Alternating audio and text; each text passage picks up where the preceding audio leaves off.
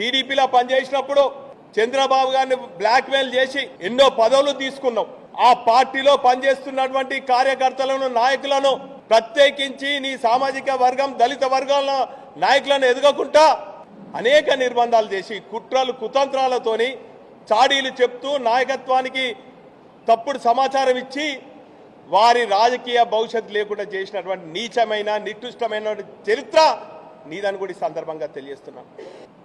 నువ్వు సంప్రదింపులు జరిపి పార్టీలోకి వస్తాను, తెలంగాణ వాదానికి కట్టుబడి ఉంటాను, పార్టీ పటిష్టత కోసం పనిచేస్తా అని చెప్పి ఆ రోజు నువ్వు చెప్తే కేసీఆర్ గారు ఆదేశిస్తే నేను ఒక గులాబీ సైనికునిగా గతాన్ని మర్చిపోయి నీ నీచమైన చరిత్రను మర్చిపోయి నీ నికృష్టమైనటువంటి చరిత్రను మర్చిపోయి నీ అహంకార చర్యలను కూడా మర్చిపోయి నిస్వార్థంగా నీ ఇంటికి వచ్చి పార్టీలోకి ఆహ్వానించడం జరిగింది.